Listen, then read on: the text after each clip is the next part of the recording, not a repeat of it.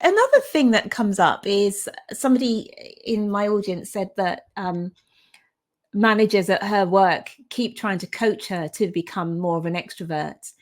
And reading about, extroversion and introversion, sometimes what can happen is a life event can occur which makes you become a little bit more, guarded or insular or whatever it Yeah. might be. And, in my own case, I think I did a post on it, and I talked about I was fostered as a kid, and then I had to go back and live with my parents. And I remember as a kid, I was always really chatty. I was always told off at school, you talk too much, talk too much. Whereas that's kind of not the case now, unless I'm with people I'm really comfortable with. So if somebody can become more introverted through life, can somebody become more extroverted? And if they can it be engineered? Because that would, solve a lot of problems for many people, wouldn't it? If they could, boom, become an extrovert. I'm not saying this is the right thing, again, disclaimer, but Yeah. just, for the sake of asking. Yeah. Oh my gosh. You and I would have gone pretty well as kids, I reckon. Not that we don't now. We're Yeah. both chatty.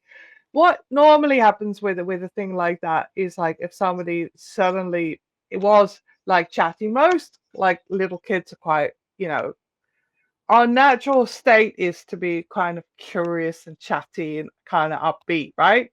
And then usually something happens like for many people it is some sort of trauma or like how something that makes you change your opinion of yourself. There's a brilliant quote by Nathaniel Brandon that says self-esteem is the opinion that we acquire with ourselves, that we have of ourselves.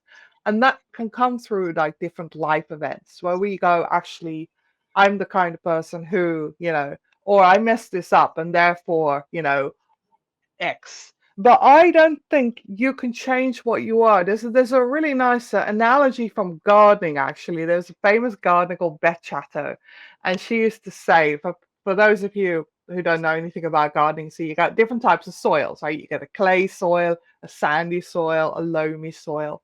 And what she said is you can improve the quality of the soil, but you can't alter it.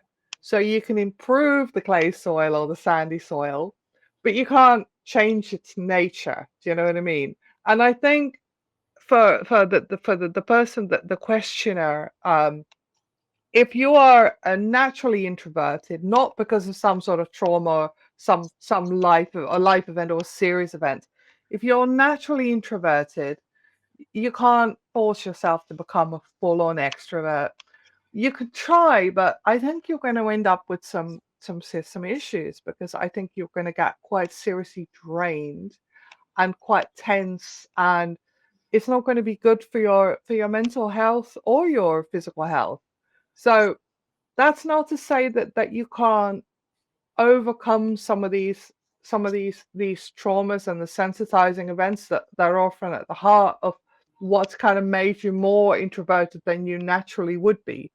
I think, and a lot of that is to do with actually building some safety back into the nervous system so that you can become a little bit more naturally outgoing and curious. So behind me there's a chart which probably people can't see of the nervous system.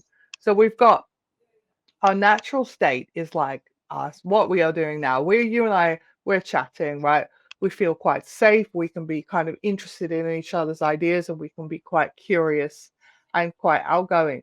But when people get in that fight flight mode, they can be a lot more kind of shut down and a lot more fear based about like interactions and other human beings and ideas and like public speaking and networking and things like that. So I think that's where the more safe, I will make a client feel, the more they can be more their natural self and the more they can do things like networking and public speaking and like getting on big stages or whatever it might be that they actually want to do.